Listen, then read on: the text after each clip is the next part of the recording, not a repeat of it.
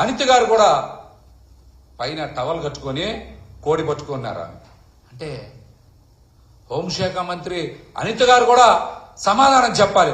అంటే కోడి పందాలకి మేము చట్టబద్ధత చేశాం, మీ ఇష్టానుసారం కోడి పందాల దగ్గరికి వెళ్ళి ఆడుకోండి, మందు తాగండి, పేకాట ఆడుకోండి అని మీరు ప్రజలందరికీ సందేశం ఇచ్చారు ఏంటి?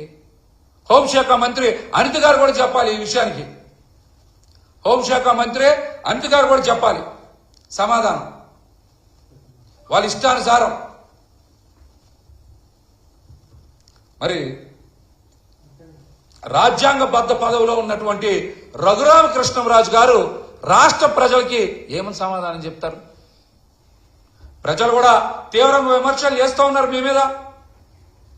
రాజ్యాంగబద్ధ పదవిలో ఉన్నారు కదా, కోడి పందాలు ఆడటం ఏంటి, కోడి పందాలను ప్రోత్సహించడం ఏంటి అని ప్రజలు మిమ్మల్ని కూడా విమర్శలు చేస్తూ ఉన్నారు.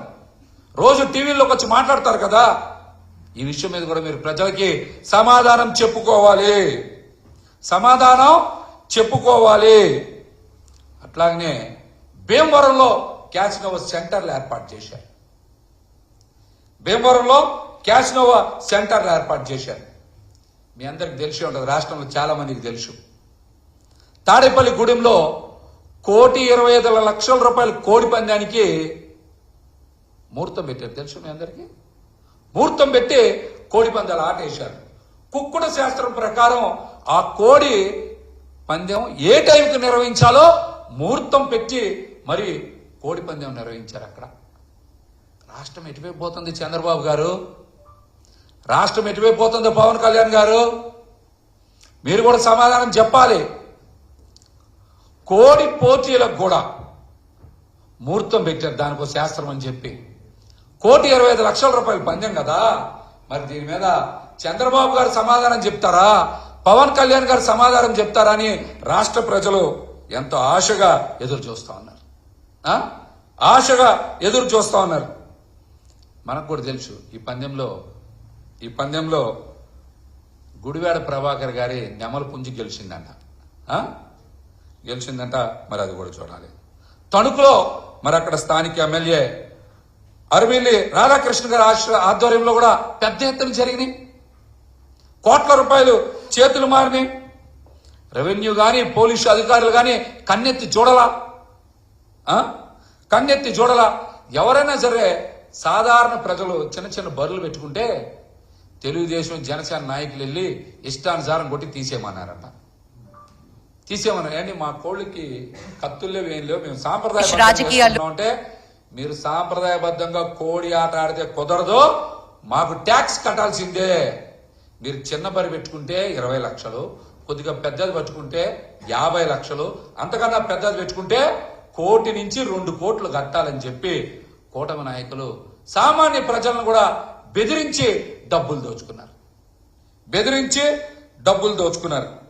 ఇంకా కాకినాడ జిల్లాలో కోడి పందాల గురించి చెప్పక్కర్లా. హైకోర్టు ఆదేశాలు ఉన్నాయి. టీడీపీ జనసేన నేతలైతే బరి తెగించి ఇష్టానుసారం కోడి పందాలు నిర్వహించారు. అక్కడ బెట్టింగుల ద్వారా కోట్ల రూపాయల చేతులు మారాయి. పందెం బరుల దగ్గరే గుండాట, పేకాట, జోదం విస్తృతంగా జరిగింది కాకినాడలో కూడా. ఇందాక కూడా చూపించాం వీడియోలో. పెద్దాపురంలో మైనర్ పిల్లలు కూడా, చిన్న పిల్లలు కూడా మరి ఆ పేకాట చూస్తే ఏం నేర్చుకుంటారో చంద్రబాబు నాయుడు గారు సమాధానం చెప్పాలి. తునిలో విషయం కూడా చెప్పాం. తునిలో జిల్లా పరిషత్ స్కూల్లో కోడి పందాలు నిర్వహించారు. మరి ఆ కోడి పందాలు నిర్వహించడానికి 2-3 రోజుల ముందు పోలీస్ శాఖ వారు కూడా సాంప్రదాయ పద్ధతిలో అక్కడ సంక్రాంతి సంబరాలు నిర్వహించారు. అట్లాంటి ప్లేస్ లో వీకొత్తూరు జెడ్పీ హై స్కూల్లో మరి కోడి పందాలు పెట్టడం ఏంటి? ఎంత బరి తెగించారు? దీన్ని బట్టి పిల్లలకి ఏం సందేశం ఇస్తారు నారా లోకేష్ గారు? మీరు విద్యాశాఖ మంత్రి కదా. జడ్పీ స్కూల్లో కోడి పందాలు పెడితే మీరు ఏం చేస్తా ఉన్నారు నారా లోకేష్ గారు? మైనర్ పిల్లలు పేకాట దగ్గర, గుండాట దగ్గర నుంచొని చూస్తా ఉంటే ఏం సందేశం ఇస్తారు లోకేష్ గారు? ఏం సందేశం ఇస్తారు మీరు? సమాధానం చెప్పాలి. ఈసారి రాష్ట్ర వ్యాప్తంగా 1200కి పైగా బర్రెలు ఏర్పాటు చేశారు. ఉమ్మడి పశ్చిమ గోదావరి జిల్లాలో 350, ఉమ్మడి పశ్చిమ గోదావరి జిల్లాలో 350 ఏర్పాటు చేస్తే అందులో 120 పెద్ద బర్రెలు ఏర్పాటు చేశారు. అలాగనే ఉమ్మడి తూర్పు గోదావరి జిల్లాలో 300కి పైగా బర్రెలు ఏర్పాటు చేశారు. మరి వీటికి పోటీగా ఒక్క కృష్ణా జిల్లాలోనే, ఉమ్మడి కృష్ణా జిల్లాలో 320కి పైగా బర్రెలు ఏర్పాటు చేశారు. గోదావరి జిల్లాలకే ధీటుగా ఈసారి కృష్ణా జిల్లాలో కూడా 320కి పైగా బర్రెలు ఏర్పాటు చేశారు. గుంటూరులో 150కి పైగా బర్రెలు ఏర్పాటు చేశారు. గుంటూరులో 150కి పైగా బర్రెలు ఏర్పాటు చేశారు. మరి చిన్న బర్రెల్లో అయితే 10 లక్షల నుంచి 50 లక్షల రూపాయల వరకు పందాలు జరిగాయి. ఇంకా మీరు చూశారు దెందులూరు సంఘటన, మళ్ళీ ప్రత్యేకంగా చెప్పక్కర్లేదు కదా. ఒక స్టేడియమే ₹1 కోటి ఖర్చు పెట్టి నెల రోజుల పాటు వర్కర్స్ని పెట్టి అక్కడ ఒక జోడ క్రీడా కేంద్రాన్ని, ఒక నథింగ్ బట్ క్యాసినో అని ఏర్పాటు చేశారు చింతమనేని ప్రభాకర్ గారి ఆధ్వర్యంలో. దీని మీద చంద్రబాబు గారు మాట్లాడరు, పవన్ కళ్యాణ్ గారు మాట్లాడరు, లోకేష్ గారు కూడా మాట్లాడరు.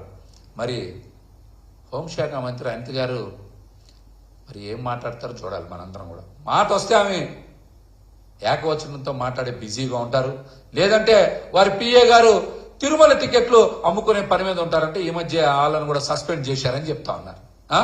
ఆ పని మీద ఉన్నారేమో, అందుకని 3 రోజులు ఎక్కడ స్పందించట్లా.